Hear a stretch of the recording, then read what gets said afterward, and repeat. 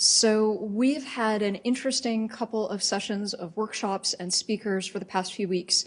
And just to sort of recap for people who haven't been here for all of them, we started with a discussion on who tracks you online with some folks from Mozilla showing their Lightbeam project. And then we moved into some discussions of government surveillance and tools to deal with that. So 2 weeks ago, Tom led us through installing Tor browser, and we have had about 40 people installing and using Tor browser, which was fantastic. Last week, we had a great talk from Bruce Schneier. Tonight, we're talking about public key encryption and email encryption. Let me give you some previews on the upcoming. We have next week Peter Eckersley from the Electronic Frontier Foundation. That will be a fantastic talk. And then our final talk is the first Tuesday of May. That's Julia Angwin, and she has a new book out called Dragnet Nation. It will bring us sort of full circle back to that first presentation from Mozilla. This focuses much more on what are the tools you can use relating to the surveillance for commercial purposes online.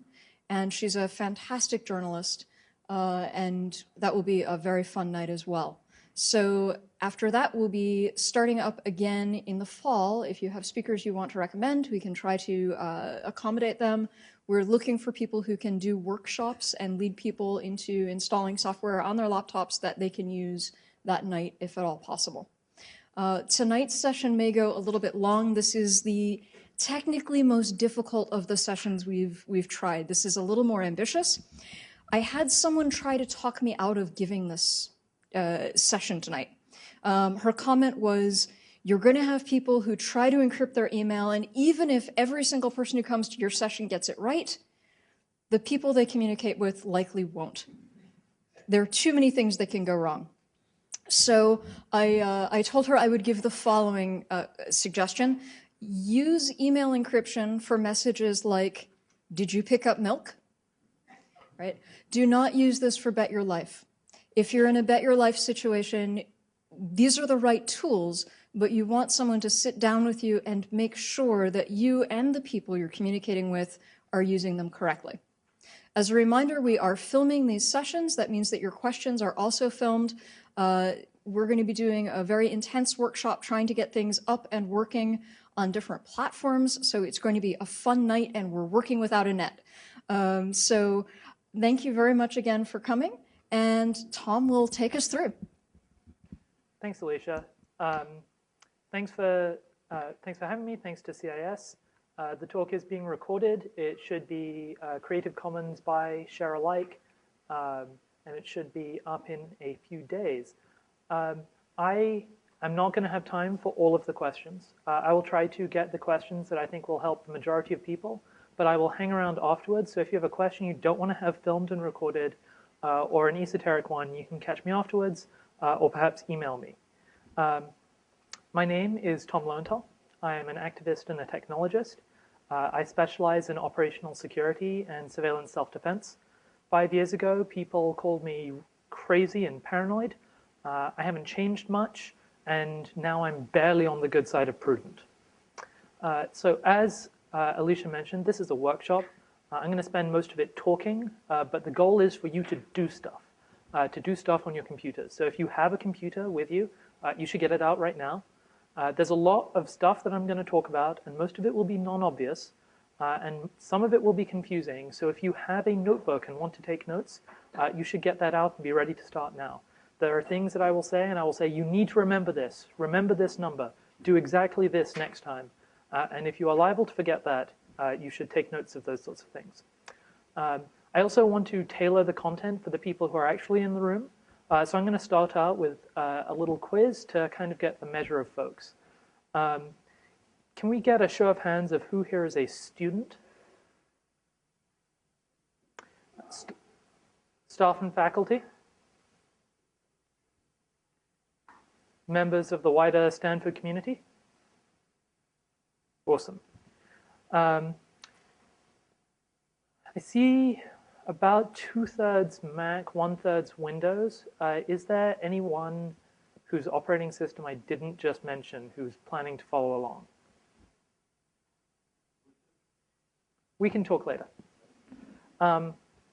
I have, based on people showing up at previous sessions, I've tried to make it as easy as possible for Mac users. Windows users, you are going to see concepts, but I'm not going to be able to walk you through installing it on your computer right now. I'm going to be demoing for Mac. If you understand the concepts, you can use other approaches, and I'll give a few descriptions of that later, but this won't be a guide for you. Another very important question, who here is not geeky at all? Not geeky. Not geeky at all? All right. Somewhat geeky. Moderately, very, or extremely geeky. That's a good ratio for the content we have today. Who didn't put their hand up to one of those geekiness options? All right, I've got my eyes on you. All right. I am here to teach a particular privacy and security tool. You are here because you want to learn about this privacy and security tool. Like most tools, it only works when you and the person you're communicating with both use it. I assume that you already want to use it, that's why you're here.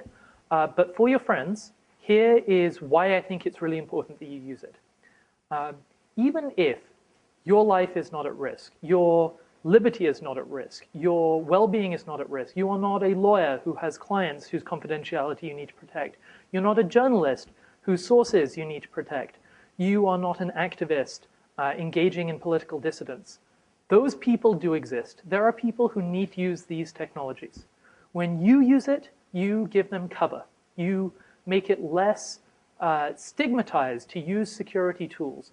And when you try things out and you see that things go wrong and you post on social media or you tell the developer or in any other way you interact with the community around these tools, you help them improve. And it's only by human beings, like perhaps some of the people in this room actually using this software, that it will improve. It's not super well suited for human beings, which is why I have to stand up here and talk to you. It doesn't just work right out of the box without difficulty. But by using it and by engaging actively with it, you help shift that balance.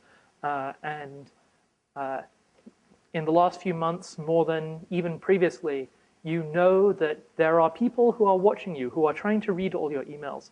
And they may not particularly mean you harm today, but ubiquitous surveillance is antithetical to a free society. And even if using these tools is just a tiny act of resistance and reclaiming just a little bit of autonomy for yourself, I think that that is really important, and I hope you do too.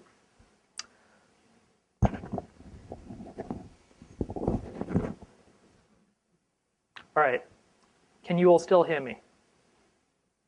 All right, the tool I'm talking about is PGP, and I want to tell you a little bit about the history of it. So I want you all to think back to 1991, to remember 1991, because I certainly don't. The president was George H.W. Bush. Gas cost $1.14 a gallon. Google wouldn't exist for another 7 years. And no one knew what a lolcat was. There were people who used technical tools, and we called them cyberpunks. They looked like this. They listened to REM's Losing My Religion. A chap called Phil Zimmerman, a computer scientist, created a piece of software which he called Pretty Good Privacy. That's the origin of the tool that I'm going to show you now. This is one of the early versions of the manual. As you see, it is easy to use, easy to understand. When it was first created, it was called a munition, a weapon, a tool of war. And it was published in these books, which have very wide margins and are very easy to cut the bindings off. And these books were exported around the world. If you want to pass them around, you probably don't want to read them. They're not very exciting. But these books were published because treating this munition, this military technology of private communication, the ability to whisper, was a weapon.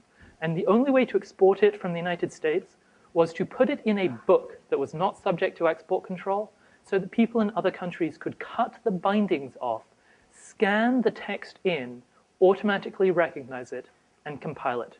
was a very different time. So that was the state of the art of encryption technology in 1991. That was version 1. Fast forward to today, more than 20 years later, we have cyberpunk still, but now, if I know how to use a Mac, they look like this, and you shouldn't wear one of those in the mission. We can now access all of human knowledge immediately, without delay, from almost anywhere in society with one of these. That's pretty exciting. Our government is listening to everything that we say, watching everything that we do. That's less exciting. And they use that information to target and pilot a fleet of stealthy murder robots in the sky, which is even more exciting. People in Washington, D.C. who wear suits use the prefix cyber unironically. This is the time that you live in right now. And the state of the art in encryption technology is PGP version 1.14. It hasn't changed a lot. It was a very esoteric, technically complicated tool then. It is a very esoteric, technically complicated tool now. The kernel of it, the piece in the middle, has not changed. It has many of the same functions. It has the same features. And it was designed for people who understood encryption and what was going on. No one understands encryption. Very few people will even claim to be a cryptographer because cryptography is so complicated and difficult to do. I'm going to try and explain some of the building blocks of the cryptography that PGP is based on. And I'm not going to explain how it works. There are wizards who operate these tools, and we just get to use the magic that they've created. I don't understand cryptography. I am not a cryptographer. There are 3 or 4 cryptographers in the world, and even they are not perfect at this. So the fundamental tool that PGP, Pretty Good Privacy, is based on is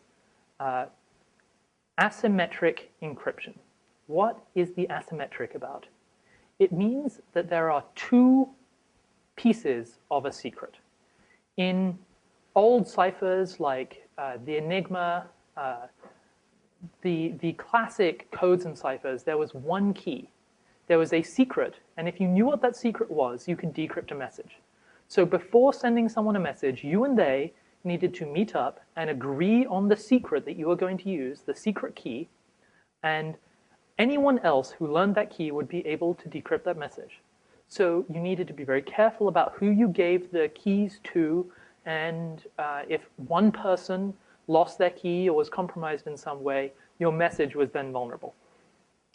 Asymmetric key cryptography is about having a different key to encrypt and decrypt. So the piece of information that I need to send you a secret message is different from the piece of information that you use to decrypt it. So you can tell everyone the piece of information necessary to send you messages, because that won't allow them to read any messages that anyone else sends you. And for some reason, we have decided to call this public part, the part that you want everyone to know so that they can send you messages, a public key. It's not much of a key at all. It's part of a series of magic numbers. And if you use some of the numbers, you create an indecipherable message. And if you use the other part of the numbers, you can decode it. That's asymmetric key cryptography. There's a secret part that you keep to decrypt and a public part that anyone can use to encrypt. Who have I already lost in this description? Okay, well, we're at about 95%, so I'm gonna keep going through. Another thing that you can do with these public keys is a thing called a signature, a digital signature. It's sort of like the reverse of encryption. Technically, it's a lot like the reverse of encryption. And it's a way of producing a description of a digital file or a message or a piece of information that only you could produce, but anyone can verify. So you have your secret key, and you can use this to do a computation over a message and produce what's called a signature, a small block of text that anyone can verify could only be produced by your key and definitely applies to this message, but only you could produce. So encryption, creating a message that only you with your secret key can decrypt, but anyone with your public key can create. And signing, creating a signature that can be used to verify that you used your secret key to sign a message, but anyone with your public key can easily determine that you did that.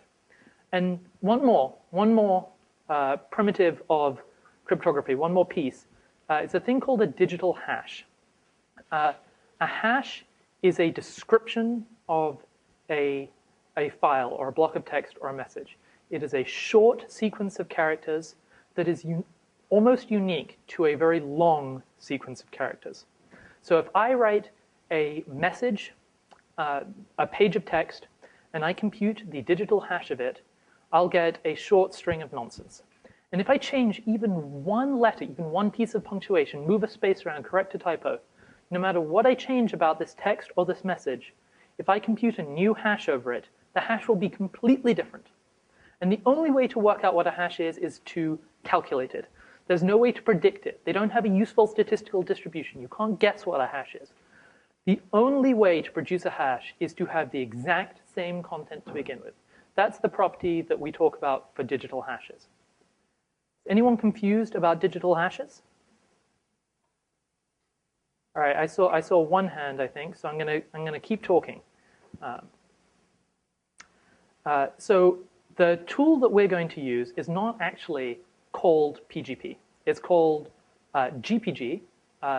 GPG stands for something irrelevant. It's a play on words, and it's a re-implementation of PGP. PGP was a piece of commercial software that was sold. GPG is a piece of open source free software that is well audited. Many people use the terms PGP and GPG interchangeably, and the piece of software that we're going to use today is called GPG tools. So now is the time when you should get out your secure computer and start following along. I say your secure computer because if your computer is not secure, if it is compromised by someone, if someone else has control of it, if someone else can read what is written on it, GPG will not protect you from those people. If someone can read your private key, or someone ever finds out your private key, they can read all of your future messages. You have to install GPG on a secure computer. And since no one in this room has a secure computer, we should all go home and forget about it. No. What I mean to say is understand the risks and the threats you face. If you do not have an account password on your computer, but you use GPG to encrypt email, then someone who goes up to your computer and opens it will be able to read your email because your key is on that computer. GPG is no more secure than the computer you install it on. So on your Macs, you should all enable File Vault to encrypt the hard drive transparently. You should all have a user account with a password. It should lock the screen after you stop using it for a while. And once you've completely secured your computer, now we can get started. So is everyone's computer completely secure, or at least secure enough, they think? All right. So step one, we're going to go and download the software that we want. So let me open. Is that visible? Yes. I did not, no. The threat model is very different. It should be easy to do on a Mac. Who wants me to show you how to enable File Vault approximately? It is, but it should be easy because File Vault is written by Apple and GPG Tools is not. So I'm going to focus on the hard part, and we can come back to File Vault later. You can try it out in a throwaway way now and do the really secure thing later. So we're going to download GPG Tools. So gpgtools.org. I'm going to do it at the same time so that I should get all the same bugs that you do. I'm not connected to the internet. Who else is connected to the internet? Have you all managed to do this? I'm going to connect to the Stanford network. All right. It says it's connected. Okay. Can anyone not get here?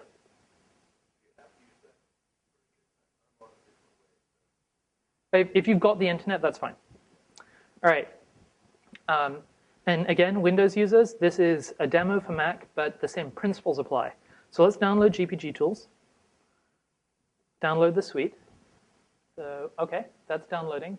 And while we're at it, if If you just want to give them a donation because they make some pretty good software, GPG is super hard to use, and this is the easiest way that I know how to teach. So while you're waiting for that download to complete, just get out your credit card. They're good people. All right. gpgtools.org. I think I can do this.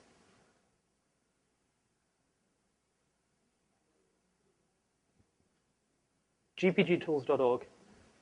Has anyone not got this far? All right. Should be able to zoom out. All right. So once the download's complete, we open it in our downloads. Have we all got here so far? Has everyone got to this screen? All right. And go for an install. This should all be pretty straightforward.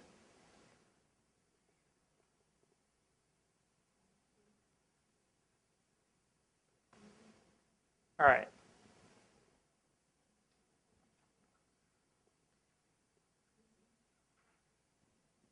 I will do that.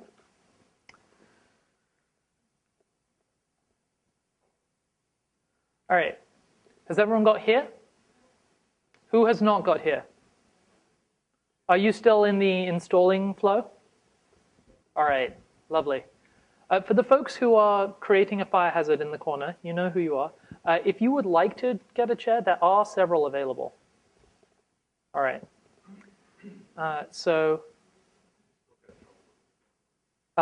You are not using a Mac. You are using a computer that is not running Apple software. This piece of software will not work for you. You should take notes on the concepts, but this walkthrough is for this one piece of software that only works for Macs. I'm sorry about that. Previous sessions had 80% Mac users, and we're only sort of 2/3 Mac users in this room, which is shocking and appalling. And I'm sorry about that. So has everyone got to this prompt? Has anyone not got here? Does anyone not see this? Okay. If you want to use your contacts with GPG tools, you can say OK, and you should get this this bouncing key set down here. Has everyone got that? I hear muttering, which suggests that people are having trouble.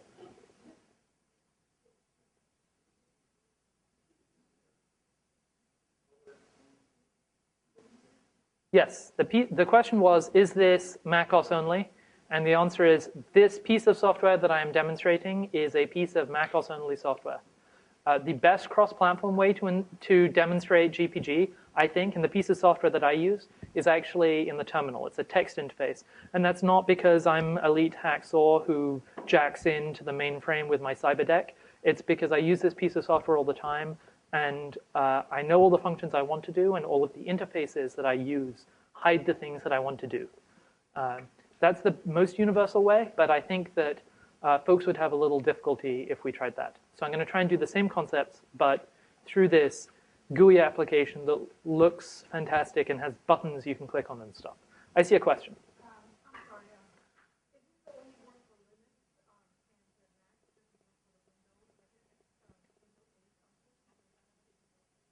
and This piece of software is only for macOS. If you are using Linux, this is not the piece of software for you. If you are using Windows, this is not the piece of software for you. You should listen to my descriptions of what keys are and how they work, but the specific demonstration of what I am installing and using to demonstrate will not be applicable for you. At the end, I will talk about the things that I suggest for Linux and Windows. The concepts will be the same, but the sequence of buttons that you click or the things that you type will be different. All right. So now we open that application by clicking on the keychain. And since it's the first time we've opened it, it'll prompt us to create a new key. Today I am pretending to be Ada Lovelace. There is nothing that anyone can do to stop me because I want to be Ada Lovelace today. And there's no way that this computer knows who I really am. So whoever I tell it I am, that's who it thinks I am. So I think I'm Ada Lovelace. That's what I'm going to put on my key. And the email address that I would like people to send me encrypted email to is not Ada Lovelace at gmail.com, which I registered this afternoon. So I was just talking about privacy and security stuff, and now I'm telling you to type your name and email address into a box. What's that all about? Well, this is a communication tool. It's a tool that you use to communicate with other people. I talked about how there are public keys and private keys, and you keep your private key secret, and anyone with your public key can send you a message. Well, for that to work, they need to know whose public key they have. If I try to send a message to you, but I'm using your public key, it will not work. You will get a message that you can't read, and you will not get a message that you could read. It will be very inconvenient. So if I'm going to send a message to a particular email address, I want to know if I have a public key to the person who owns that email address. By typing things into these boxes, I am labeling my public key. But as I said, the computer doesn't know who I am. There is nothing here that proves that I am Ada Lovelace. I am, in fact, not Ada Lovelace. And in a few minutes, I will be able to upload this key to the internet, and everyone will be able to download Ada Lovelace's key. But it will not actually be Ada Lovelace's key. It will be my key. I generated it. And if you try to email Ada Lovelace, you'll be disappointed because she's been dead for a while. But also, I will be able to decrypt the message because I will actually hold this key. I'll come back to this idea of authenticity, but the purpose of putting a label on a key is so that people who want to communicate with you can find the key that you use. If you want to be anonymous, to use a different name, you can, but only people who know what name you've picked and put on your key, people who know you by that identity, who know that email address, will be able to communicate with you in that way. Who has questions about what name and email address to put on their key? Yes? Strategically, will they use private domain, Gmail, Hotmail, one associated with your own operating system? My email address, so the question was, what email address do I use? My email address is me@tomlowenthal.com. If you send email there, I will get it. If you send email anywhere else, I will not.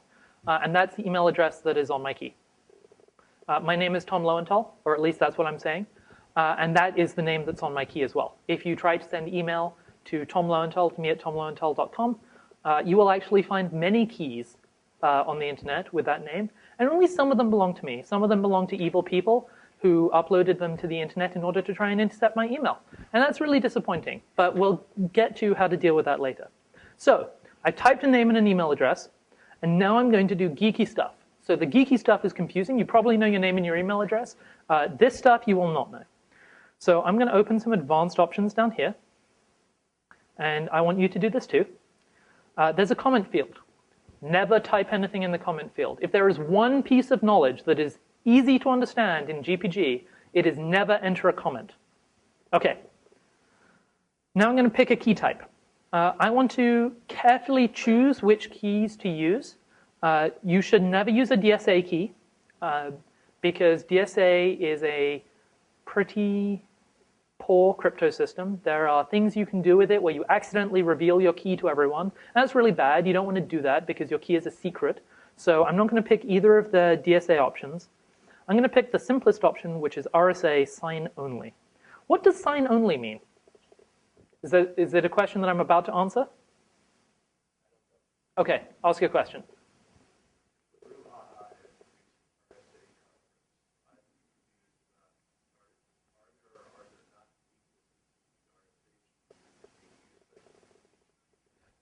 Great question. The question was about RSA conferences, and there was a brouhaha, and are these things weak? And the answer is that RSA stands for the same thing, but means a bunch of things in different contexts. There were 3 people whose initials are R, S, and A, and they made a bunch of things. They made a public key crypto system called RSA, and that's what we're using. It is a well-defined specification for public public key cryptography. That's what we're going to use. That is secure. That system is well designed.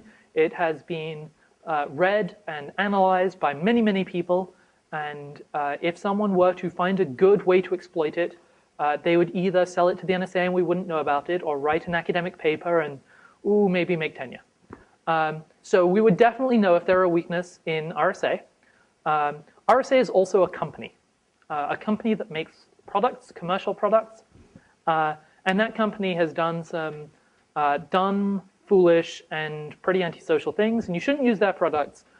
It was founded by the same people. That's how it got the name. But the two things are separate. This is a crypto system. RSA is a company, and they're jerks. I don't like them. Does that answer the question? All right. The remaining 10%, you can come to me afterwards. All right.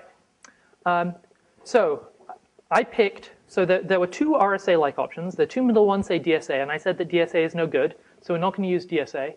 Do I need to zoom in, or do I need to make it brighter? I see squinting. All right. I hear a mix of both options. Is there any way to turn out the lights on this side of the room? No, I'm not going to try that. All right. Is this okay? All right.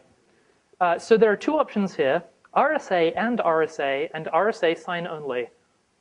What on earth is that talking about? Keys, public keys, are numbers. They have particular meaning by metadata, descriptions of what the keys are and are not for. In the PGP encryption system, there are a bunch of different capabilities that a key can have.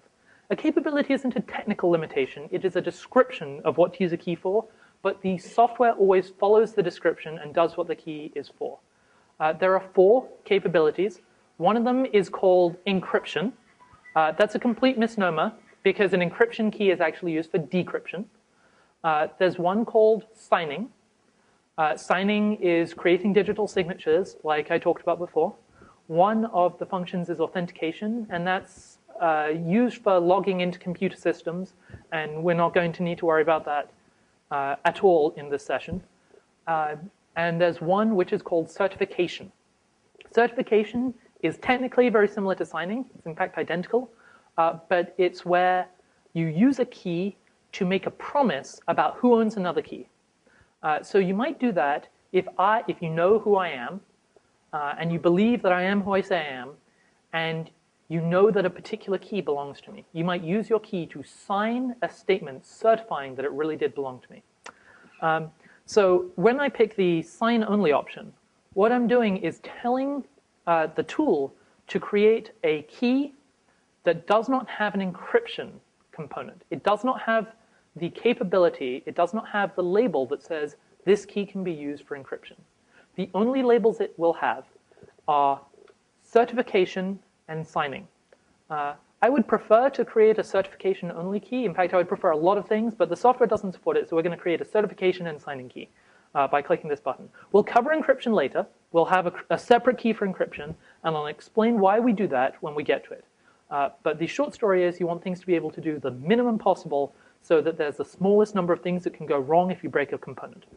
All right, so an RSA sign-only key, no comment. Now I need to pick a length. Length is about the crypto system. It's about the numbers. Longer keys take more work to brute force. Even the smallest key that I could create with this piece of software, if we used all of the computers in this room to try and brute force and guess and cryptanalyze messages from it, we wouldn't be able to. But some very suspicious and paranoid people believe that big computers in the desert are able to effectively attack small keys. So we should use the biggest key possible because it doesn't make anything slower, doesn't make anything less convenient. It's the size of a tiny text document. It doesn't take up any space. The data we're going to add to it later takes up more space. So I'm going to pick the biggest number on this drop-down menu, which is 1496, because that sounds like a big number to me. All right, the next option is key expires. This is almost a mislabeled section, but not quite. If you put an expiry date on a key, it doesn't technically enforce anything. Just like everything else, it's just a description that's added to the key about what it is and isn't for. but the software follows the descriptions. And if you say that your key expires on a particular date, no one will use it after that date unless you come back later and say, no, wait, really, I didn't mean to expire it. I'll keep using it. And as long as you retain control of the key, you still have the secret part of your key that you can use to make signatures, you can postpone the expiry date indefinitely. Say that again. As long as you continue to control the key, you haven't deleted it, you haven't lost it, you haven't set fire to your computer, you can continue to postpone the expiry date indefinitely. This is really useful because it makes a sort of dead man switch on your key. Imagine that you generate a key today, and then you throw your laptop out the window, and you make a new key tomorrow. Well, it would be really great if people would stop using your old key, because you can't decrypt messages sent to that key anymore, because you don't have it, because it was on that laptop, which is now in a different number of pieces, and it no longer works. So by setting an expiry date, what you're doing is saying that if you lose the key, it'll stop working on its own. People will stop using it. This is a really useful feature, and I think you should use it. This is not a real key that I'm creating. I mean, it is a real key, but I'm not going to use it. So I'm going to set a really nearby expiry date of a couple of days. So even if I accidentally put this key on the internet, no one will use it a few days from now, which is good because I'm going to delete it after this lecture. I think that you should set an expiry date, maybe 6 months, maybe a year. The expiry date determines how long people will continue to send you email that you'll be really frustrated that you can't read. So the shorter it is, the better. The only amount of work that you need to do to postpone it is to open this application on your computer and click maybe 15 times. It's not a lot of work. You should set it short and postpone it a bunch of times. Can you lower it? You can. And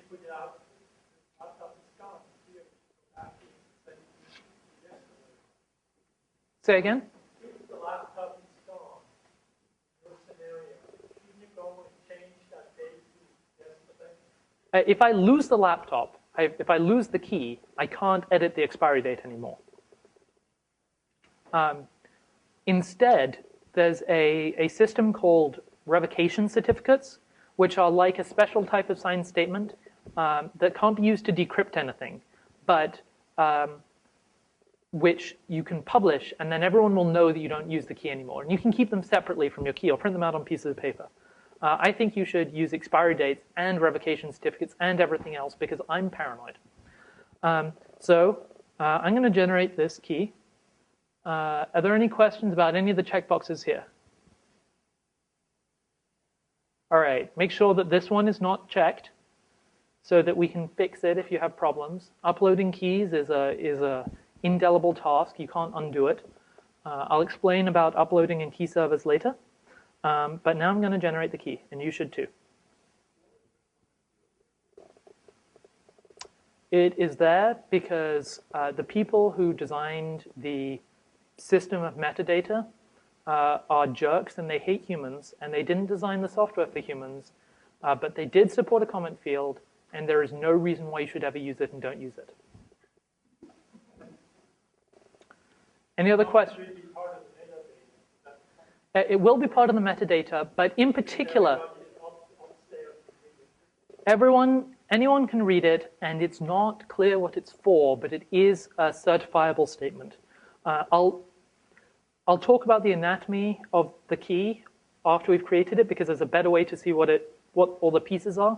But then I'll be doubly clear about why comments are terrible. They won't cause a predator drone to kill your family. They're just really awkward and annoying, and gum up the works. So I'm going to generate a key, and you should probably do this too, even if you generate a key that you're not going to use again, just so you can follow through.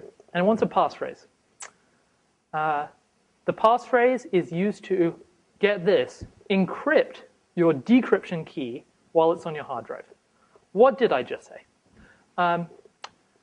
If the actual secret key was stored on your hard drive, then anyone who read your hard drive could steal your secret key, and then they'd be able to decrypt all your mail, or change your expiry date, or do anything else that you can do with your key. And that would be bad. And it would be bad for a bunch of reasons. Because, first of all, most of the computers you're using don't have disks that can be erased. You can almost never erase something from a solid-state disk.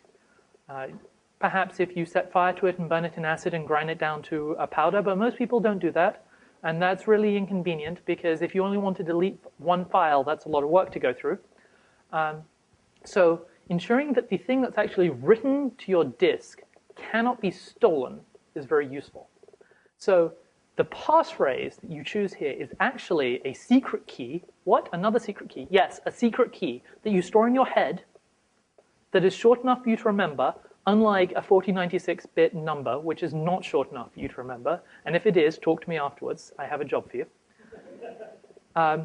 This is a secret key that you store in your head that is used to symmetrically encrypt and decrypt your key every time you want to use it. So the thing that's stored on your hard drive is encrypted. No one could use that without your passphrase. When you want to use it, your computer loads it into RAM and then decrypts it using your passphrase, using actually a different crypto system that isn't RSA, but it's not important what it is because it does work. And even if everything else about your key is great, if your passphrase is not, if you choose the passphrase 123456 or password, or anything else that someone or a computer with a massive list of all the words ever chosen could guess, then anyone who gets access to your key, the key that's stored on your hard drive, could decrypt it and use it. So pick a long and complicated phrase because this passphrase is the only thing that protects your key from someone who maliciously obtains access to your computer. There are lots of good ways to create passphrases. There are several bad ways to create passphrases. Since hopefully what you're creating right now may be a test key you can create more later, pick a long complicated passphrase and maybe write it down on a piece of paper. If it's short enough to keep in your head right now, it's probably not a complicated enough passphrase. So generate a passphrase. I'm going to choose the passphrase password. GPG Tools knows that this is a bad idea. That warning says, you have entered an insecure passphrase.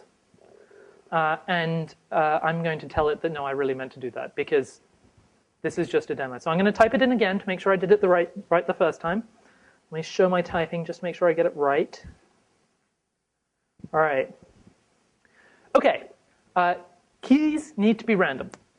They need to be unpredictable because if I could predict what your key was, I would know what it was, and then I could read all your email because I would have your secret key. You wouldn't like that. So we need to have randomness in the generation of our keys. Computers are terrible at being random. Humans are also pretty bad at being random. But computers are even worse because they do exactly what they're told.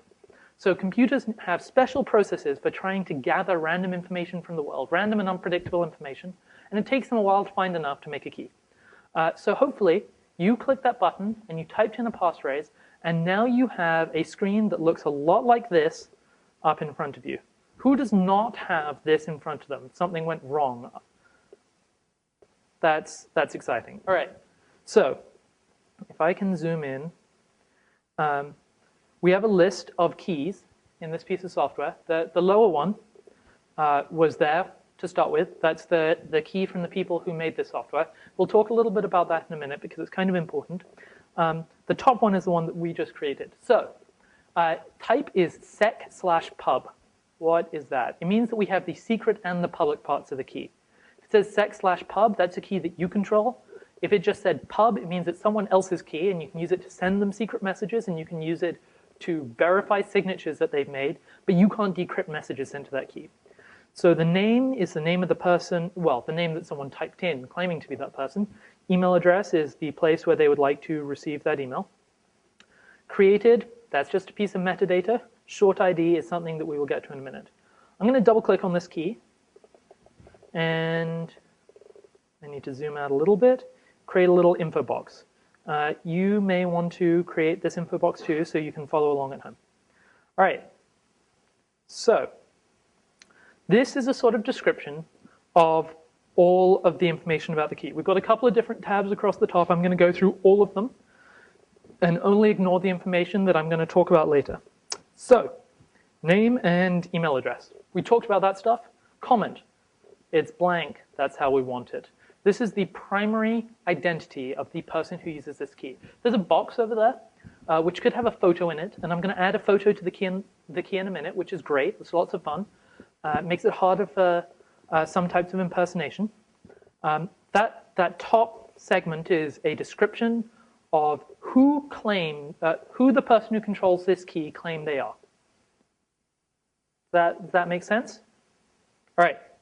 The date section is pretty explanatory. When it was created and when it expires. You could lie to this piece of software. If I changed my computer's clock, it would have a different created date. No one made sure that that was correct. It's just a description. It's unverified, unauthenticated. It says that there is a secret and a public key because we just created the secret key and it's stored here. And then there's a bunch of technical looking stuff. Those are a bunch of numbers. That's pretty crazy. All right. If you look really carefully, you'll notice that the key ID is the same as the last part of the fingerprint. That's all that the key ID is. It's just the last part of the fingerprint. What now is the fingerprint? Well, remember when I talked about cryptographic hashes? Cryptographic hashes where you change even one part of a file and the hash will change. Does anyone not remember that part? Lovely. All right, the fingerprint is the cryptographic hash of the public part of this key. If anyone gets what they think is a copy of your key, and they open it in a piece of software like this, the piece of software will compute the cryptographic hash of the key and will show the fingerprint. I hate the word fingerprint. It's completely misleading. None of the things that you think the fingerprints do this. It is just a description of the key. It's an unforgeable description of the key. If someone changed one piece of the key, the fingerprint would be completely different. A fingerprint is basically like the name of the key. It's the cryptographic name. Instead of having to write up 4096 bits, we can just look at that short description. That is the key. When you think about a key, think about the fingerprint. The fingerprint is the name of the key. There's a file that contains all the detail, but the fingerprint is a summary. All right? The key ID is because humans are even lazier than that, and we don't want to think about numbers and letters that are that long.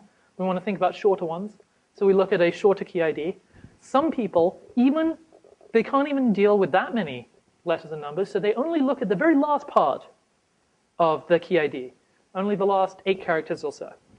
Fingerprints, cryptographic hashes are incredibly difficult to forge because you have to guess so many times in order to find something even close. But if you're only looking at 8 characters, and there are only 16 possible numbers and letters that go in this option, it can only be 0 through 9 and A, B, C, D, E, F. If you're only looking at a very small number of different possible fingerprints, you can try to, different possible short key IDs, you could try to guess a bunch of different keys and just make little changes and basically roll the dice a whole bunch of times and hope that you eventually get something that matches the short key ID. So while a short key ID, like the one that's shown in the background in the short ID that you can just see off to the right, are useful for referring to keys that you've already verified or authenticated and you're working with, they're not good ways to identify keys out in the wild or to be sure that a key really is the key that you think it is and not a forgery that someone's made with a colliding key ID. So think about a key being the fingerprint and the short key ID being a pretty insecure way to describe a fingerprint, which is itself a secure way to describe a key. Okay, who have I confused with my talk of fingerprints and hashes? Whew, okay, that's good. So you have a fingerprint, and when you create a real key, you may just have created a real key that you plan to use later, but when you create a real key, you should write down the fingerprint, because that's the piece of information that you're going to exchange with other people you know who you want to email you. You're not going to write down your entire key on a piece of paper. That would be a lot of work. We're going to use a system called key servers to exchange keys with other people. But the way that they'll know that the key that they downloaded is the same as the key that you uploaded and it hasn't been intercepted and switched in the middle by someone who's just pretending to be you is by comparing the fingerprint. The fingerprint is the name of the key. All right. Are we clear on fingerprints? Are we unclear on fingerprints? There's less muttering, so I'm going to move on to validity and capabilities.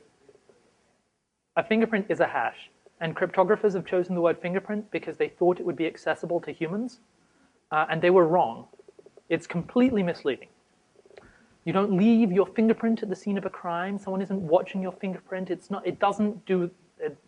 It's very confusing. It's a hash. Think of it. If you want to use the word fingerprint, don't think of it as being the same word that you use in other contexts. It's just a symbol that refers to that construct. It's not interchangeable with any real mental model of what fingerprints are. All right. Validity. This is an important piece of information. This is whether you think that this key really belongs to Ada Lovelace. So this one says ultimate. Why does it say ultimate? How does it know that this key belongs to Ada Lovelace? This is my version of software. It is the one that's running on my computer. I'm pretending that this is my computer. And I just told it that I was Ada Lovelace. Why would I lie to myself? I would not lie to myself. If I say that I'm Ada Lovelace, for all intents and purposes here, I'm Ada Lovelace. The computer believes me completely because I'm the only one I'd be fooling. It's ultimately valid. If I download someone else's key, if I get it off the internet, it will almost certainly start out as invalid. And then I will use mechanisms that I'll get to later to compare fingerprints or use something else to try and work out whether it is actually valid or if it's really a forgery. And you can all try it out because I will tell you about my keys and you can see if you can find out which one is the forgery. The capabilities are the ones that I talked about previously. That's signing and certification. It doesn't have, there isn't the letter E there, so you can't use this key for encryption, or at least this part of the key for encryption. At the bottom, we have a thing called owner trust. That's going to be about certifying keys, or how much you trust this person to certify keys. I'm not going to talk about that right now, but we'll get to it later. And at the bottom are the two functions you might want to change your passphrase and change the expiry date. All right. Before I go to user IDs, I'm going to go to photos, and I'm going to add a photo to this key. This is a photo of Ada Lovelace. Can I drag it in? No, I can't. All right.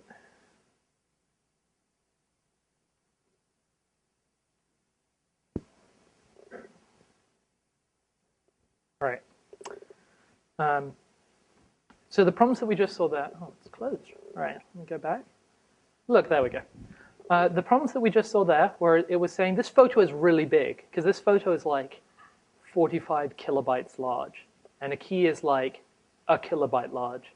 So it multiplies the size of the key by 45. But that's still pretty small by internet size. So I wouldn't worry about attaching a high-resolution photo of yourself.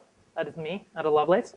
So now if we go back to the key, there's a little picture of Ada Lovelace. See, right there, looking good. And now we go to user IDs. All right, going to go in deep here. A key can have multiple identities on it. What? True story, can have multiple identities. So I might have two email addresses. I might have an email address that I use at work and an email address that I use at home. I can add those as additional identities. So if I want to add one, I click the plus button here, and I could add another email address with the same name. And then if someone else is using a piece of software to email me, whichever email address they pick, my work colleagues or my friends and chums, they will be able to send me an encrypted message. I'm not going to do that right now because I've only set up one email, one dummy email for this. But I do have a second UID, which is this photo. It says photo ID. That is the photo that we attached at the end. Right? Those two things are the same. At the bottom, talks about signatures. This is one of the things to do with certifying keys. I'm going to come back to signatures later. They're very complicated and very confusing. And now subkeys. So, what's a subkey? Well, we created one key. right? That key had signing and certification capabilities. Why would we add more keys?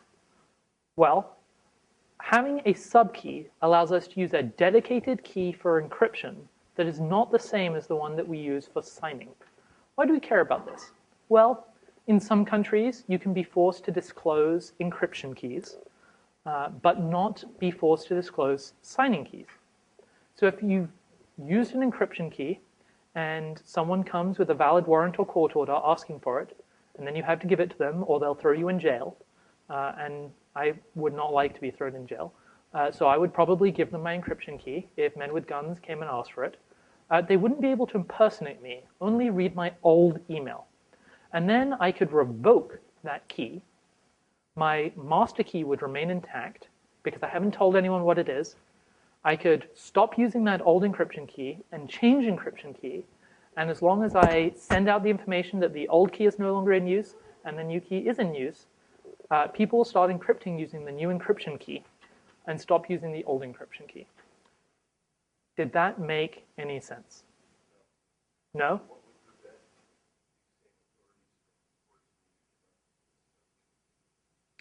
So I'm going to draw a picture of a key now. This is a completely technically accurate picture of a key. That was a lie. Okay, so a key has at the top, I'm going to call it a key, but actually it's a collection of keys and other stuff. Some people call it a certificate or a packet. At the top, the most important part is the master key. We have the master key. So we have the public part and the master key. That's the part that's over here. We keep the secret part.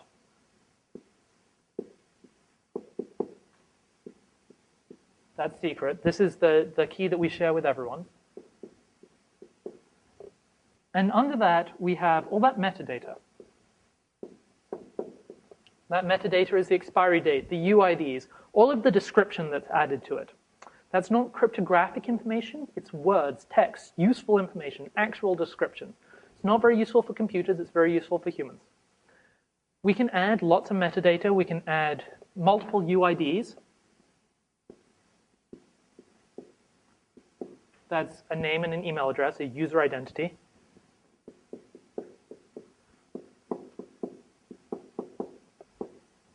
And in terms of the identity that a key is attached to, what's really important is the connection between the UIDs and the master key. The master key is the name of the key, the fingerprint for the key. The UIDs are the names of the people who use the key. If you believe that this master key belongs to whoever's described in the UID, you should use this key. If you don't believe that, you shouldn't use this key. Our master key can't be used for encryption or decryption. You may not even need to use it every day. If you wanted to, you could take the secret part of the master key and put it on a hard drive that you store in a bank vault, or that you store under your floorboards, or that you hide somewhere that you very rarely use, because you don't need to use that key very much. But when we create an encryption key,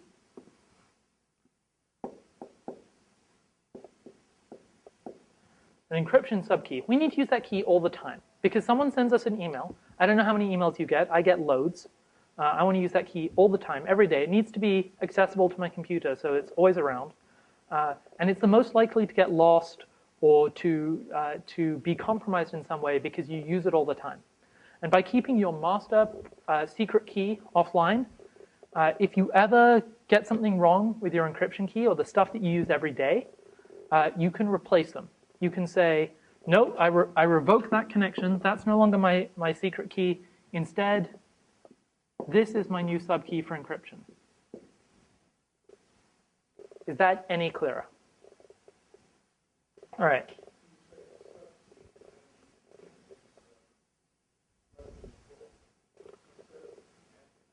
No, it's a totally, the question was, is it part or a subset of the master key? It is a totally separate cryptographic key. It can be as long or as short or any type you want. In fact, I'll create one now to show some options. Let's create an encryption-only RSA key. Let's make it really long, because really long is awesome. I'm not going to set this key to expire, because If the master key expires, no one will use the subkey because the whole thing will be kaput. But if a subkey expires, I would have to replace it. Why would I only want to replace one part? That doesn't make a lot of sense to me, so I'm not going to expire my subkey. I'm just going to generate a subkey for encryption. It's a full RSA key, and it is only connected to the master key because the master key creates a digital signature that says, this is the encryption subkey for this master key. The person who controls this key says that you should use this subkey for encryption. So I'll generate one of these. It's doing the same entropy thing. In a moment, it's going to ask me for my passphrase, my very secure passphrase, because it needs to unlock to decrypt. Oh, it's cached in memory. Forget that. All right, so now I have a subkey for encryption. So it has the capability E, which you can't see because the projector is terrible. But look, it says capability E. That's for encryption, but actually decryption because you use it for decryption. All right.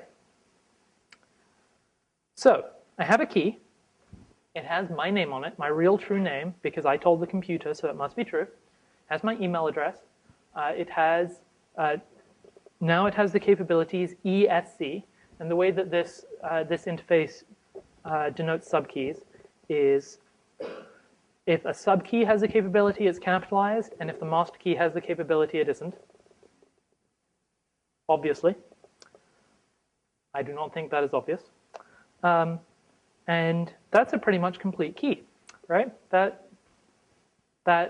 does all the things we want it to. Of course, this key is a little deficient because nobody knows about it. I just generated it on this computer, and it's only on this computer. So it's not very useful for communicating with anyone yet. And later, I will pretend to share this with other people, but not actually do so, because that would be a little antisocial, because I'm actually lying on this key. But now let's say I want to send someone an email. I need to get their key. Where do I get someone's key? There is a network of computers that are called key servers. Each key server has a list of all the keys that anyone has uploaded to any of the key servers. Anytime you send a key to one key server, that key server sends the key to all of the other key servers. So all of the key servers will always have an up-to-date list of all keys.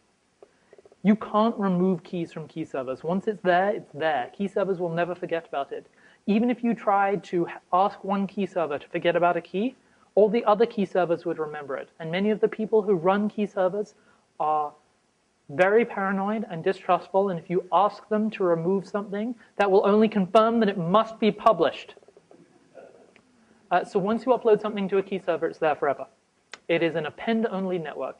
It is a record that is practically indelible. A lot of work, a lot of people do a lot of smart work to make sure that the key server system is hard to compromise. So once you upload something, it will always be there. I'm going to say it one more time. Once you have uploaded your key, it will always be there. All right. Now I'm going to search for a key of someone I want to email. It will still be there, but the question was, even if the key expires, will it be on the key server? The answer is yes. It will still be there, and people will still be able to download it. Most instances of software like this will not download expired keys because it'll say, psh, why would I download an expired key? Some of them will download expired keys, but will hide them from the user because why would you want to use an expired key? Well, maybe they just left it a day too late to update the expiry date, and then they'll download it later. You are welcome to go through your list and delete expired keys. There are some versions of the software that automatically do it after a certain amount of time. But they'll stay there. It's the original key plus the addendum that this key is expired. Another question.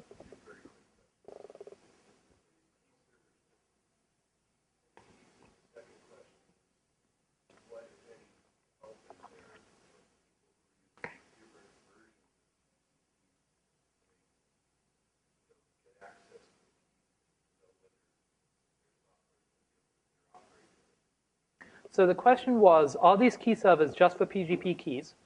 And the answer is yes. They're for this particular way to talk about keys. That's what they're for. That doesn't mean you can't upload something that isn't a key to a key server. If I wanted to upload a key that consisted only of the number 1, whose UID was, the collected works of William Shakespeare, it might work. The key server might say, no, that UID is too long or something like that. But I could do that because they will accept any content. But their purpose is only for PGP keys. The second question was about different versions of the software. There are many different versions of this software, and that's great because it means that they're all using the same standard. There is a well-described definition for what a key looks like. That diagram that I put up there, that was not a good description of what a key looks like. It very precisely describes how long each packet is, how many letters and numbers go in each section, what they mean, where you put a string that describes which version, which type of key is encoded how. Older versions of PGP, if you used the very first version of PGP and you sent it the key that you generated today, it would say, I have no idea what you're talking about. That's definitely a PGP key from the future. You need to upgrade. And you should upgrade in that situation. All right, so I'm going to search for a key. So I'm going to go to the key menu at the top. Obviously, you can all read that black on dark blue writing that says key, but it does say key.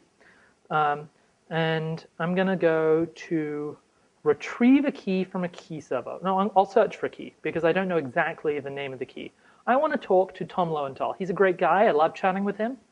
So I'm going to search for Tom Lowenthal. And what this is going to do is it's going to send the name Tom Lowenthal to the key server that comes pre-configured in here. And it's just one key server. You could pick any other key server you wanted. That would be great.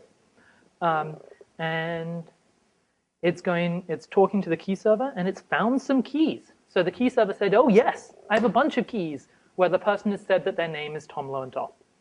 And here are some keys where people have said that their name is Tom Lowenthal. Some of these keys belong to me, and other ones do not. This key at the top does belong to me. I would like to download it. This key here does not belong to me. I would not like to download it. Also, it's red. Why is it red?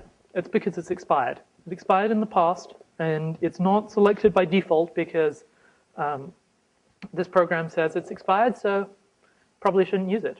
This next one down here, this one that starts with 88, generated on October 12th, that also doesn't belong to me. It belongs to someone else.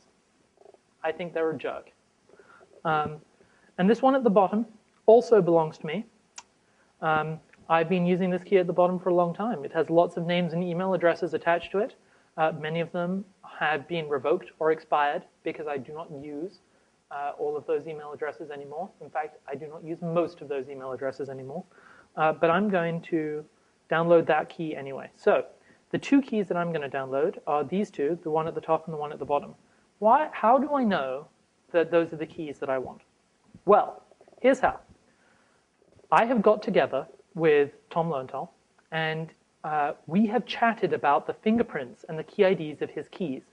And because I'm a real keener, I have memorized the short key IDs of his keys. And I know that 80AF07D3 is one of his keys. And I know that whatever it says at the top of the screen there is also one of his keys. Now, I think those are the identities of the keys, but they're the short key IDs, so someone could be sneakily trying to intercept. So I'll check a little bit more later. But let me download them, retrieve them. And so it'll download them from the key servers. And while it's doing that, yes, question? No, I did it publicly. In fact, I will do it all for you in just a minute. We will all talk about my keys, because my keys are very interesting. So this message says that it just downloaded two keys, which is good, because I said that there were two keys I wanted to download, and now it has. So I'll close that. And now look, two keys for Tom Lowenthal are in the list. That's super exciting. I see two questions back there. Yeah, so is there possible someone you might generate identity? Yes, absolutely. And the only way to know whether it really is you is to do the thing that I'm about to do. All right. You had another question also. Yeah. Yeah, because someone looked at my key and said, he's using that email address. So I will copy that onto a key that I'll pretend belongs to Tom. That was someone who was not me. anyone could write your name and your email address on a key that they create and pretend to be you. And the only way that you would know the difference is by downloading both keys and looking at the fingerprints. So let's look at one of these keys. I'm going to double click on this one. Let me zoom in a little bit so we can actually see what's going on here. Okay, so we have here a name, Tom Lowenthal. Well, that is the person I want to talk to, so that's good.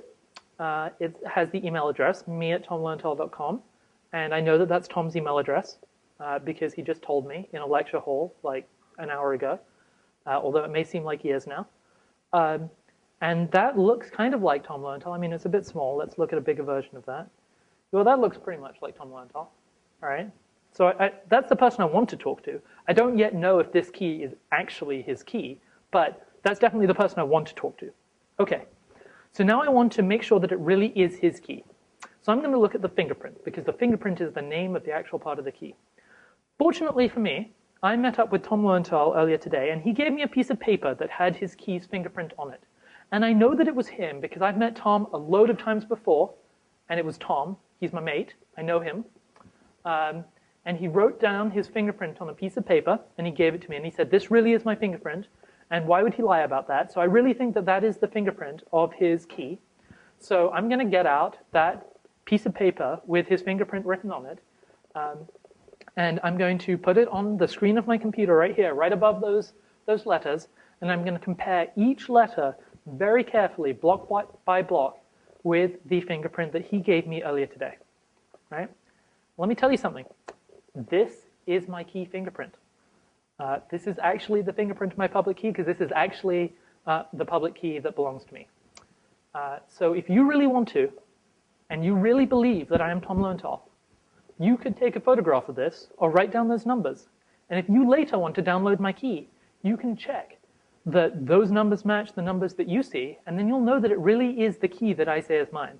And if you want to talk to me, the person who's standing in front of you, whether or not you really believe that I'm Tom Lowenthal, you know that this is the key that I say belongs to me. And maybe I'm just pretending to be Tom Lowenthal, but if you send a message to whoever this guy is, using that email address and using this key, you'll know that only I can decrypt it, because I say that's my key.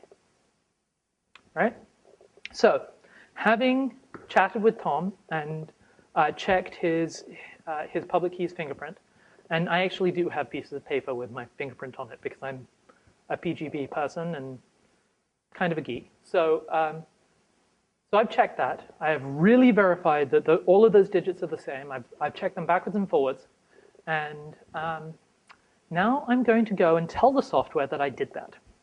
So I know who Tom Lowenthal is. I know the real human. And he gave me a piece of paper with his fingerprint on. So I know that this key belongs to that human. And that human is the human described here at the top of the screen. Tom Lowenthal, that photo. So I'm going to go over to the User IDs tab. We can look at the validity and capabilities field in a minute. It doesn't know about the validity because I just downloaded it from the internet. So I just downloaded it. I just out loud compared the fingerprint with the one on a piece of paper, right? But the computer doesn't know I did that yet because I didn't tell it. So it doesn't know if this key is valid. It could be the imposter key for all it knows. The capabilities have encryption, signing, certification, and authentication because there's loads of stuff going on this key. I've had it for 4 years, which is a while. And I've added lots of subkeys and removed subkeys. And when I click on the next tab, you will see how many different things I have going on. But its validity is unknown because I just downloaded it from the internet, and anyone can upload a key to a key server and say that it belongs to Tom Lowenthal. So the software doesn't know that it's mine yet. All right, so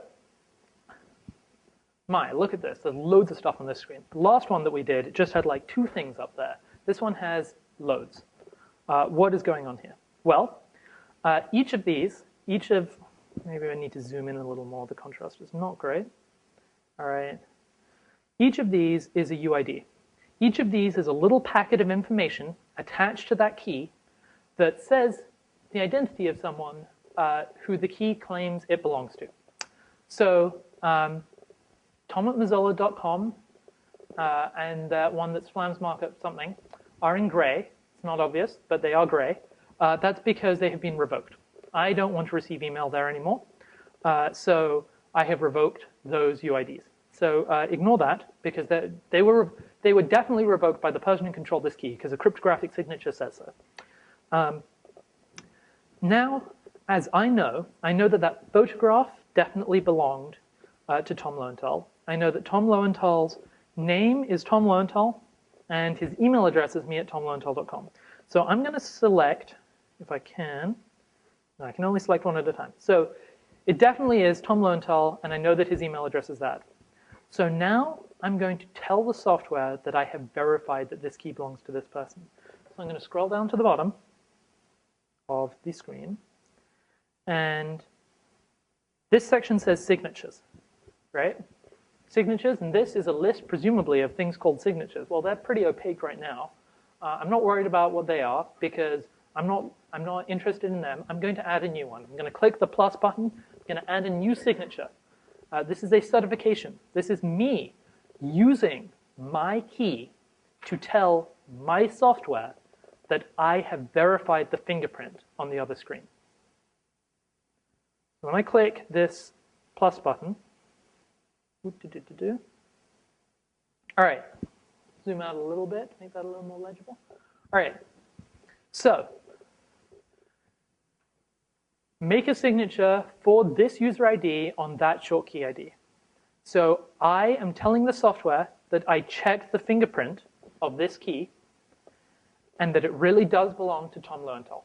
That's what I'm about to tell it to do. I'm about to use the key that I just generated. I can pick from any of the keys that I've got the secret parts of on this computer. I only have one, so I'm going to use that one. And I'm going to tell the software how certain I am that this really is Tom's key. Well, I checked super carefully. Like, I had Tom give me his birth certificate, his driving license, his passport, his other passport. I've known him a really long time. We were kids together. I could recognize him anywhere. I checked super carefully. I am completely confident that the person who gave me the fingerprint of this key really is Tom Lowenthal. That's what I did. All right. Signature expires. I don't think that you should create expiring signatures. I don't know why the software wants you to. I think it's a dumb idea, so I'm going to uncheck that box. Local signature. Local signature. What does that mean? Well, if I certify this key, if I make this signature, if I tell the software that this really is Tom's key, it'll know about it, but no one else will know about it. If I really want to, I could later upload this key back to a key server, and it would have all the information that it had on it before, but now it'll have an extra signature. It'll have an extra signature by me, Fake Ada Lovelace, and that signature will say that Fake Ada Lovelace super believes that this is Tom Lowenthal's key. Now, I don't want to tell everyone that I know Tom Lowenthal because I have a privacy concern. I don't want to communicate that piece of information. I'm not going to upload this key to a key server. I don't want to. I don't intend to. But just to check that I don't do it by accident, I'm going to check the local signature box. And by checking that box, I'm telling the piece of software, never upload this signature. Even if I tell you that I want to upload this key to a key server, don't upload this signature. Clear? So even if I want to tell the world about other signatures I've made on this key or other changes or whatever, don't upload this signature. So this will only be used for this piece of software on this laptop to know that this key belongs to Tom Lowenthal. No one else will know that I know Tom Lowenthal, that I've checked his key, how carefully I checked, how long I've known him, none of that. Just going to tell this piece of software. So I'm going to generate the signature. All right. Since we're generating the signature, since the signature is being made by the key, the computer needs to unlock the key. So it was stored encrypted on the hard drive. So now we need to decrypt it using the very secret that I only have in my head. And it's going to add the signature. And if I double click on that key again, now if I scroll down to the bottom of the list of signatures, we'll see one new signature. It says SIG3L, Ada Lovelace. SIG means it's a signature. I don't know why the letters SIG appear at the beginning of this list, because it is a list of signatures, So of course they're all signatures. Level 3, number 3, indicates how carefully I said I checked. If I'd picked a smaller amount of carefully, like kind of carefully, or I haven't checked at all, or I'm not going to tell you how carefully I checked, it would have a different number, or maybe no number. 2 is less than 3, 1 is less than 2, 0 is less than 1. Blank is non-specific. The L indicates that it is a local signature, that I've told this piece of software not to upload it. The name is the name on the key that made the signature. And the short key ID created, that's all descriptions of the signature. Is that clear? Is it clear what I have just done, or what I've just said that I've done? All right, and now we have a useful consequence. Right here, it says validity full. That is because the software now believes that Tom Lowenthal, me at tomlowenthal.com, really is the person who controls this key. If I click on the photo ID, it will say validity unknown, because I only made a signature on the top ID that I had selected, not on the photo ID. If I want to pledge that Tom Lowenthal really does look like that, I'm going to have to do that whole thing again. And indeed I will. I will click on this. I will create a non-expiring signature by Ada Lovelace on that photo ID, very carefully checking and mark it as local. Looks a lot like what I did a minute ago. And if I open the key again, now the photo ID says validity full. All right, that's pretty good. That's convenient. I'm not going to bother signing the other user IDs right now. There will only be more rigmarole. But at the top, it says Tom Lowenthal, me at tomlowenthal.com, and a photo of my smiling mug. And now it says validity full, because someone I totally trust, me, promised and used an unforgeable way to assure me that this key really belongs to Tom. Now, maybe Tom is in the business of going around. He knows a lot of people. He is insane about checking people's keys. And he's not really worried about his privacy. So when he checks people's keys and makes signatures on them, he uploads them to the world. He adds a note to their key when he uploads it to a key server again that says, I, Tom Lowenthal, solemnly pledge that I totally check that this person is who they say they are and that this key really belongs to them. And if I think that Tom is an upstanding guy, and I believe him when he makes those sorts of statements, right? I think that when he says that this key belongs to a person, he really means it and it's true. I might trust him to make those certifications. So if I download a key from a key server, and it already has a signature from Tom Lowenthal on it, I might be inclined to believe that it really belongs to who it says it belongs to. And that's what this section at the bottom is about. I can change the owner trust for Tom Lowenthal. Undefined means that I haven't picked anything.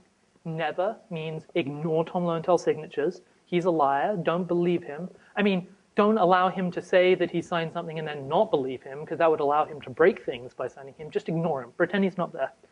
Marginal means that I would need a couple of people who I trust this much to sign something to believe it. Full means if just one person who I trust that much has signed a key, I'll believe that it belongs to who it says it is. And ultimate is basically used for keys that I own. You notice that the owner trust of the Ada Lovelace key was ultimate when I showed it before. So Tom's a great guy. If he signs a key, that's kosher for me. So I think it's full. And if I open it again, now it says owner trust full. Fantastic. All right. We now have all of the pieces necessary to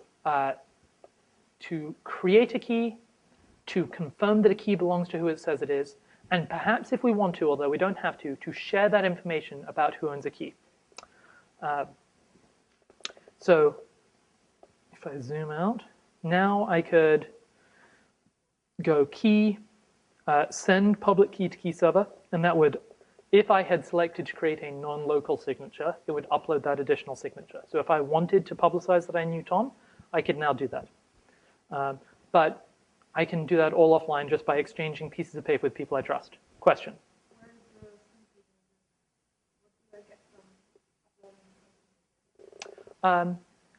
It's possible that you might want to send email to people you haven't met. You might want to send encrypted email to people you haven't met. So if you travel to some conferences and meet people who you don't live in the same city as, and other people travel to other conferences, and the people you met at that conference travel, And every time that you meet a new person, you say, new person, what is your public keys fingerprint? Because maybe someone else will want to email you one day, or maybe I will. And then you check it, and you check that they really are who they say they are, and you upload it. And then in theory, maybe in a beautiful, lovely world, everyone will be super confident about everyone else's keys. And maybe that works.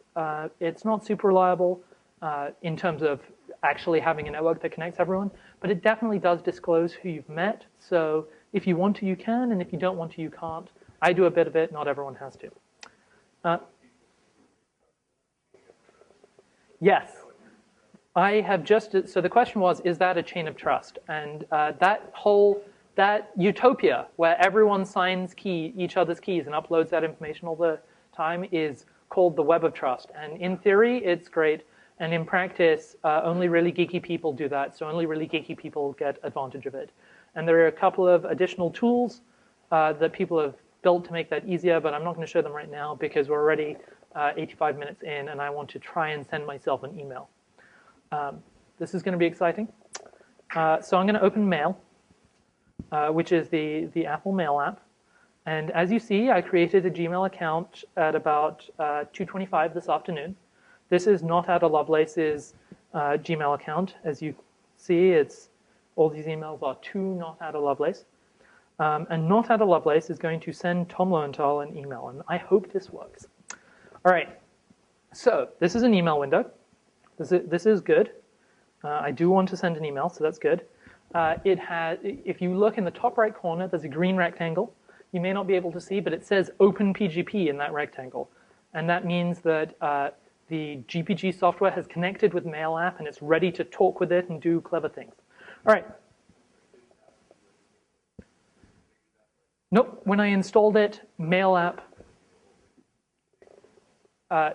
no, this application integrates very well with OSX.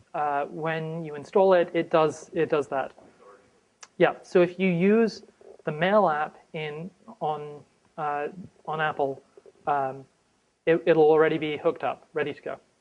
So I'm going to send an email to Tom Lowenthal. I think this is his email address. All right. Now, I'm going to send an email to him, which means that I'm going to write me@tomlowenthal.com on the envelope, and I'm going to pass it off to Gmail later, and it'll still say me@tomlowenthal.com on the envelope. That won't be encrypted. Gmail will know about it. When it gets passed to tomlowenthal.com's email server, they'll know about it, and they'll know that it's from me. So they'll know that I've sent a message to Tom Lowenthal. That's not encrypted. That's on the outside of the envelope, all right? I don't want to CC anyone. That's not really interesting. Obviously, this is that's not what I wanted to click. I'm encrypting it, so it must be about something really important.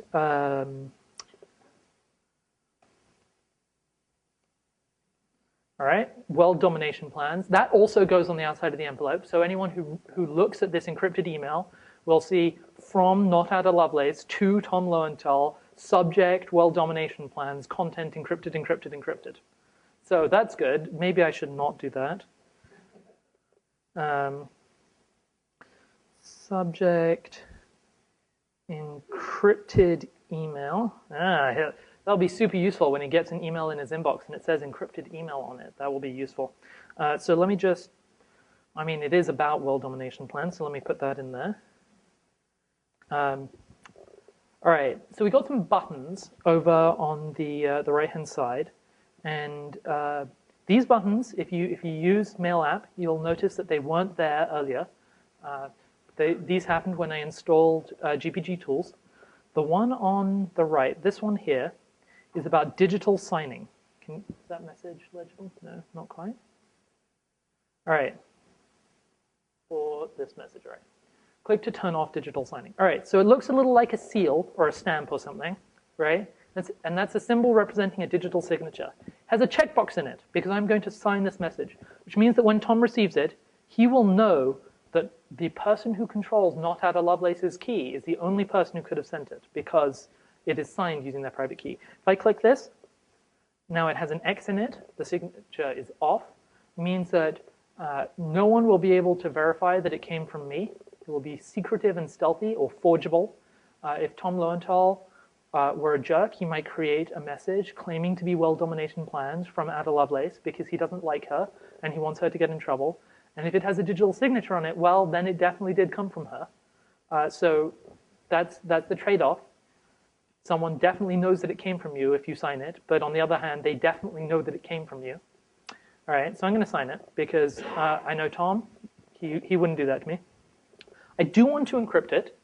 So there's a padlock, and you'll see that there's a little opening in the padlock. That is because the message is not encrypted yet. If I click it, now the padlock is closed.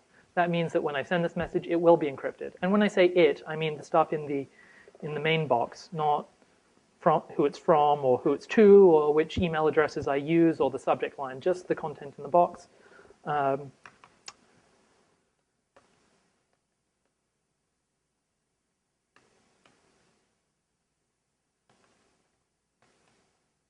right, I'm going to send this message, and I hope it'll work. And yes, success. All right, so I have just sent an encrypted message to Tom Lowenthal, and I am super confident that it will appear on this computer in a few minutes, but I'm not going to plug this into a projector because that will be a hassle. But the encrypted content in the middle, I will need my private key to decrypt, but all the other stuff on the outside will be completely visible to everyone. So I just sent an encrypted message, and you should be able to do that too. And if you want to send an encrypted message to me, I may reply in a number of weeks. I'm not very good at email. I don't really like email. I don't think it's very anonymous. It's not great. But you can send encrypted email now, and that's very exciting. The Electronic Frontier Foundation is in the process of creating a robot called CryptoBot. It should be finished any day now, who you can send encrypted messages to. You can verify its public key. You can do all that stuff with. And when you send an encrypted message to it, it'll send an encrypted message back to you saying that you did it right or saying that you did it wrong and how to correct it. And that's very exciting. But in the meantime, exchange fingerprints with a friend and try to send them encrypted messages like, did you get the milk? Don't rely on this for things that will imprison someone or imprison you or likely to get someone killed by a flying assassin robot. If you really want to know how to do that, I have very reasonable consulting rates, and I will work with you to have something that is super secure rather than simply moderately secure, assuming the software went well and it wasn't malicious and no one messed up at all on the way. All right, that was your introduction to using GPG tools on a Mac and an introduction to GPG. Are there more questions? I can show you on my laptop what I will have received, but I will have to hold it up. No. So the question was about whether it's visible that the message was encrypted. The only assurance that I have using this computer that it was encrypted is that I saw that the padlock was complete and didn't have a break in it. So it's like 3 pixels of difference between encrypted and not encrypted. So don't get that wrong. There's nothing that I can do really to check that it was encrypted.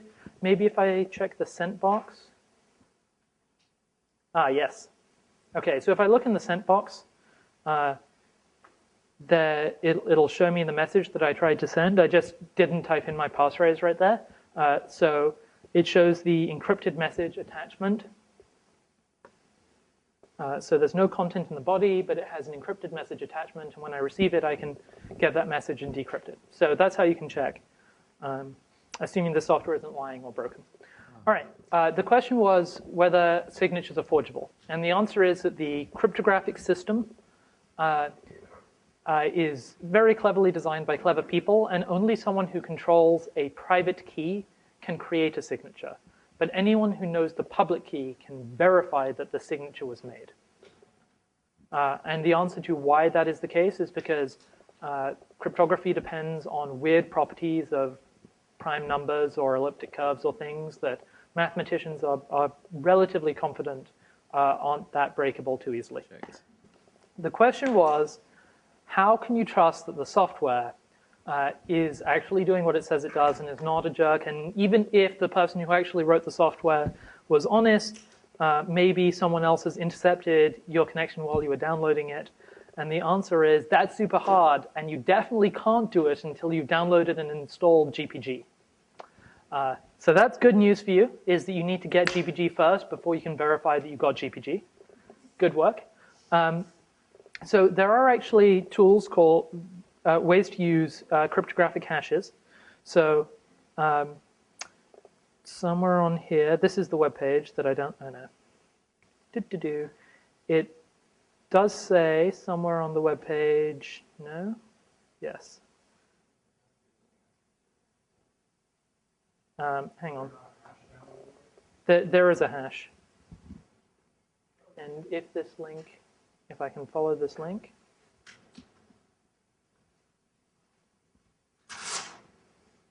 Thank you. Technical difficulties. Well, I could trust that this website has not been intercepted. Here we go. Here's a hash. Here's a hash of a file. So if I believe that I'm getting the real copy of this website, and the only thing I can do is cross my fingers and hope, I could compute this hash. Obviously, I would do it longhand on a piece of paper. No, I mean, that's a terrible plan. No, I would have to open the terminal and use SHA, the secure hash algorithm, which is moderately secure, to compute the hash of the file I downloaded and check that it was the same as this. There's also a GPG signature. If I have a friend who I trust, who I believe already has a secure real copy of GPG, I could have them check the signature and tell me that the hash was the same. And then if I believe that my computer was secure before I downloaded it, I could check that I get the same hash that they get.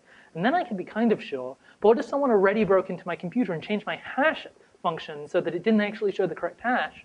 Well, now I wouldn't be secure. And actually trusting computers is really hard because they're complicated and hard to check.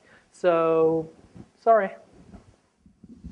Do you recommend using a key server versus emailing someone your public key? If you have someone you already correspond with, would you rather disseminate it through a key server or email it directly to them? I don't like any of the options.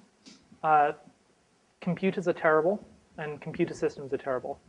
I slightly prefer using key servers because using a key server allows me to tell everyone about changes to my keys. So I regularly change my subkeys. I expire my old encryption key every so often and add a new encryption key. I have expiry dates that are only a few months in the future, and I update them regularly. And I think that those are useful features. And the fact that people know that that's my face and that's my name and that's my email address, well, that's also on my website and now on the Stanford website. So that's not really a secret. So I think the fact that people can find out that that's my key is very useful, and the fact that I can send updates to everyone at once, not quite to everyone, I mean to a central place, but then the next time they want to use my key, they can download it. And especially if they think that it's expired, well, they should just double check with the key server, and most software will do that. So I think that the benefits of a key server in that respect are super useful. This was sort of introductory, but I use a bunch of weird tricks to make it slightly less obvious how I use key servers to reveal less social network information. But if you are a clandestine communicator, you are a lawyer with a client who wants to remain anonymous, you are a journalist with an anonymous source, and you meet and you create dedicated keys for your exchange with that person, you can definitely keep those offline, and it'll totally work. And why even bother emailing to them? Create throwaway email accounts that don't have your real names on it.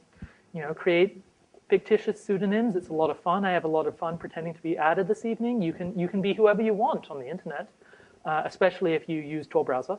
And you can do that, and there's no reason why you can't. But for everyday large-scale use, I want people to be able to email me, so I like key servers. So the question was about GPG, PGP, GNU-PG. There are all different words. There is a standard, a document, a description called OpenPGP. That describes the format for keys, the format for messages, all of this sort of stuff. All of the different pieces of software that implement this standard are compatible. So that includes GPG, which is an abbreviation for GNU Privacy Guard, which is the piece of software that I use on my Linux computer. And it's the piece of software at the center of GPG tools. PGP is a commercial piece of software. That's the original one. It implements that standard. There are lots of other pieces of software that use the standard, and they're all compatible. And people who use the phrases PGP and GPG rarely think super carefully about which one they're using. So if someone says GPG or PGP, unless you double check and you say, wait, do you really mean PGP, not GPG? Or GNU PG and not PGP or GPG or OpenPGP? It's all the same thing. And the other question would be, another possibility is just if you have to email people, have an encrypted attachment and just send the email with the attachment, then they still have an encrypted file, which is pretty hard for anybody other than break. So on the topic of attachments, you can definitely encrypt an attachment. That's fine. And if you want to do that, it means you don't need to set up your mail program. I actually don't have a mail program that I've configured to work with GPG because of various different types of laziness and paranoia on my part. When I want to send people encrypted messages, I write the message in a text file. I copy it into my PGP program, GNU PG. I get out the encrypted text and I copy that into my mail program and I send them a message that's just a bunch of garbage. It says begin PGP message, and then it says blah, blah, blah, blah, blah, blah, blah, and then it says end PGP message. And they need to copy and paste that into their thing, or if they have a mail client set up like this, it'll decrypt it automatically. Just in case anybody thinks that that's a thing they want to do, be careful that you don't wind up with a temporary file being saved while you're doing this off someplace else. And if you have questions with that, we can handle them later. Okay. Sure. I just wanted to take you up on your offer to mention the appropriate website, software, what have you, for Windows users. For Windows users, one pretty easy option that you can use is to download Thunderbird, an open mail client, and Enigmail, an add-on for it. That's pretty easy. Enigmail, like Enigma Mail. You can find it in the Mozilla add-ons website for Thunderbird. That's okay, but it's not great. It does things wrong sometimes in ways that are bad. Friends I know who have a signed copy of my key that they have signed have also accidentally downloaded fake keys that don't belong to me because it's very easy to download them. And Enigmail has occasionally encrypted messages sent to me with a fake key, which not only means that I can't read them, but whoever controlled that fake key did. And if those messages contained world domination plans, that might be unfortunate. So that makes me a little sad about Enigmail. I wish that didn't happen. The thing that I would do if I wanted to use GPG on Windows is the best option is stop using Windows and install Debian Linux and use GPG on that. If I didn't want to do that, I could continue using Windows and create and use a bootable live system of Debian and use GPG on that. And if that sounds like too much work, I can install a program on Windows called Cygwin. Yes. And by bootable live, you mean something like a USB drive, right? Yes, that is what I mean. I'm speaking geek and you are translating. Thank you, Alicia. Cygwin is a program that basically creates a Linux-like system, like the terminal, the text interface that we use on Linux. And then you can use the GPG program for Linux inside of Cygwin and use it the way that I use it, which is by typing in commands and then pasting in the output and copying it back and forth. And if I had to use a Windows computer, I would be very angry, and that's what I would do. I was going to ask you what you would recommend for a situation where a group of people wanted to exchange messages, but you didn't want to have on your computer evidence of who all the people that you were communicating with. Is there something equivalent to an alias or a group alias? If you want to send messages to a bunch of people without your computer knowing who those people are, you are going to have a tough time. And the amount of work necessary to do that and the number of things that can go wrong means that I suggest that you don't use computers for that. And if you really do need to use computers and you really do want your computer not to be able to know who you're talking to, you probably need a slightly better defined threat model, and my consulting rates are very reasonable. This is probably a 20-hour piece of work. Mm-hmm. So you want people to not all know who each other is.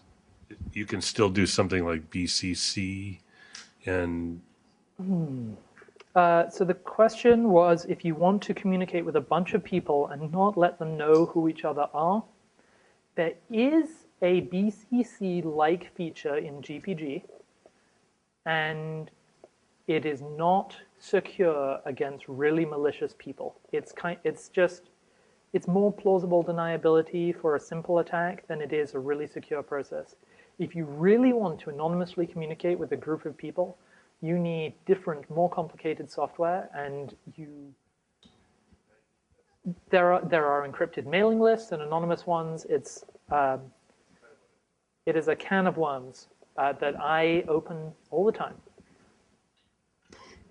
Okay, and because you came in from Switzerland, we'll let you try. This one's really the last question. Yes, this is really the last question. Okay, what can we do to improve the quality of third-party encryption software like GPG Mail? I've used it for a long time, and it also has issues like Enigmail.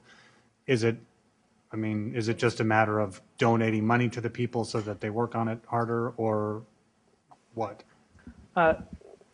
As to how to improve the quality of crypto software, giving people money definitely helps them work on it.